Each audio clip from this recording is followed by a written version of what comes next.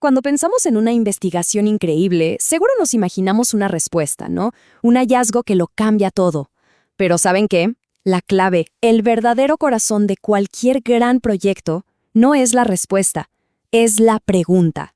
Una pregunta bien hecha es, literalmente, la brújula que nos va a guiar en todo el camino.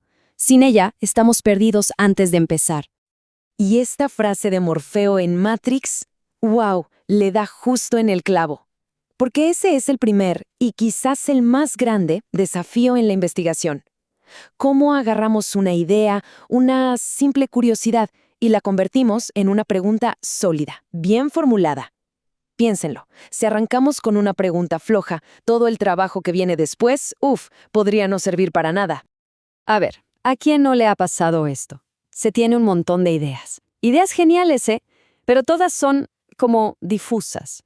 Hoy pensamos en el aula invertida, mañana en el bullying, pasado en cómo la tecnología afecta a los jóvenes. Es justo eso, una niebla de ideas. Y lo que necesitamos, con urgencia, es claridad, un faro en medio de esa niebla. Ok, entonces, llegamos al meollo del asunto. ¿Cómo hacemos para pasar de esa idea vaga a una pregunta de investigación que sea potente, que esté bien enfocada? Esta es una de las habilidades más importantes para un investigador. Y lo mejor de todo es que no hay que inventar la rueda, ¿saben? Ya existen herramientas, marcos de trabajo, pensados justamente para ayudarnos a encontrar ese foco. Bueno, pues vamos a empezar a llenar esa caja de herramientas. Y la primera que vamos a ver es un verdadero clásico, algo fundamental que toda persona que investiga debería tener a la mano. Hablemos del formato PICO. Y PICO tiene una historia bien interesante. Fíjense, nació en el campo de la medicina. Allá era vital, o sea, literalmente vital, hacer preguntas súper precisas para encontrar la mejor evidencia. Pero, ¿qué pasó? Pues que el modelo era tan bueno, tan claro y tan útil que empezó a usarse en un montón de otras áreas, mucho más allá de la medicina. Aquí es donde se ve el poder de PICO. Es simple, pero brillante. Nos obliga a pensar en 4 partes esenciales. Primero, la P, de población, o sea, en quiénes nos vamos a enfocar. Luego, la I, de intervención. ¿Qué es exactamente lo que vamos a probar? ¿Cuál es la acción? Después viene la C, de comparación, que es importantísima. ¿Contra qué vamos a comparar nuestra intervención? Y por último, la O, de outcome o resultado. ¿Qué queremos medir? ¿Cuál es el cambio que esperamos ver? Ahora, PICO es genial, de verdad. Pero, ¿qué pasa si la investigación no trata sobre una intervención? ¿Qué pasa si no estamos haciendo algo, sino más bien observando? Es una buena pregunta, porque PICO es una herramienta increíble, sí, pero no es la única, no sirve para todo. Exacto, así que es hora de agregar más herramientas a nuestro cinturón de investigación, porque, y esto es clave, no hay un molde único para todas las preguntas. Dependiendo del tipo de conocimiento que buscamos, vamos a necesitar un marco de trabajo distinto. Y para esas situaciones donde observamos en lugar de intervenir, tenemos el formato PECO. Es perfecto para cuando queremos entender los efectos de una exposición. Por ejemplo, no vamos a crear un programa anti-bullying, sino que vamos a estudiar las consecuencias en quienes ya han estado expuestos al acoso escolar. ¿Se ve la diferencia? Miren, parece un cambio chiquito, ¿verdad? Solo cambiamos la I por una E, pero ese cambio lo cambia todo. La E de exposición transforma por completo la pregunta. Ya no es una pregunta activa de ¿qué pasa si hacemos esto? Ahora es una pregunta observacional. ¿Qué pasó? ¿O qué pasa con quienes vivieron esto? Ok, pero ¿y si no queremos medir efectos numéricos? ¿Y si lo que nos interesa es entender una experiencia a fondo? Aquí entramos en el mundo de la investigación cualitativa. Ya no se trata de números, sino de percepciones, de significados. Y para eso, PICO o PECO se quedan cortos. Necesitamos algo como Spider. Y fíjense cómo cambia todo el lenguaje, toda la filosofía detrás. Ya no es población, ahora es muestra, sample. Porque en lo cualitativo, muchas veces no buscamos generalizar a todo el mundo.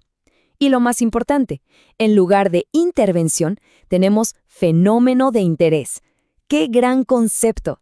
El foco se va completamente hacia la comprensión profunda, hacia la experiencia humana misma.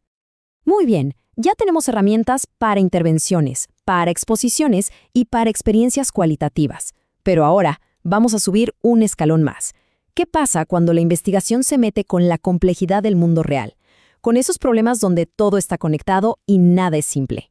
Me encanta esta analogía, porque es verdad, hay investigaciones simples, como seguir una receta. Hay otras complicadas, como mandar un cohete a la luna. Difícil, sí, pero con pasos claros. Y luego están las complejas, como criar a un hijo.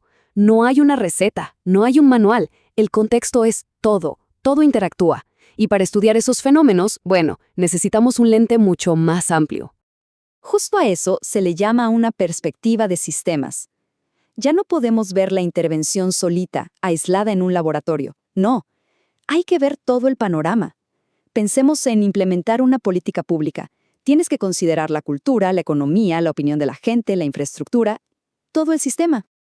Y para esta tarea titánica tenemos un marco de trabajo mucho más robusto. Perspective. Siguiendo con las analogías, si Pico es un microscopio, Perspective es un lente gran angular. Está diseñado para eso, para ayudarnos a formular preguntas que capturen toda la complejidad del sistema. Y miren todo lo que nos pide considerar. Nos obliga a pensar en la perspectiva de las distintas personas involucradas, nos pide definir el escenario y el entorno, porque aquí el contexto lo es todo, hasta nos hace pensar en el tiempo, en cómo se desarrollan las cosas. Cada elemento está ahí para que no se nos escape nada de esa riqueza, de esa complejidad del mundo real. El contraste es brutal, ¿no? A la izquierda, Pico, con sus 4 componentes, súper enfocado. A la derecha, Perspective, con 7. Es otra dimensión. Es que nos da un vocabulario completamente nuevo para hacer preguntas mucho más profundas. Preguntas que aceptan una verdad que a veces olvidamos. Nada, absolutamente nada, ocurre en un vacío. Ok, ya tenemos la pregunta estructurada con el marco que mejor le queda. ¿Terminamos? Pues casi. Falta un último paso, que es súper importante. Un control de calidad. Porque no basta con que la pregunta esté bien armada. Tiene que ser una buena pregunta. Y esto es crítico. De nada sirve tener una pregunta con una estructura perfecta de libro de texto si al final no se puede responder, o si no es interesante, o si la respuesta no le va a servir a nadie. Es aquí donde entra el filtro Finner, como nuestro inspector de calidad final. Es como una checklist, una autoevaluación muy honesta. Primero, la F de factible. A ver, sinceramente, ¿tenemos el tiempo, el dinero, la gente para hacer esto? Luego, la I de interesante. ¿A alguien más aparte de a nosotros le va a interesar esto? La N de novedosa. ¿Estamos aportando algo nuevo o solo lloviendo sobre mojado? La E de ética. Fundamental. Respeta todos los principios éticos. Y por último, la R de relevante.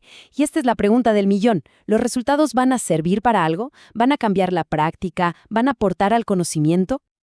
Así que ahí está. Ya tenemos la caja de herramientas completa. Desde Pico y Peco, pasando por Espider hasta el súper completo Perspective, y con el sello de aprobación final de Finner. Son los pasos, el método, para transformar esa neblina de ideas del principio en una pregunta de investigación sólida, clara y, lo más importante, una que de verdad se pueda responder.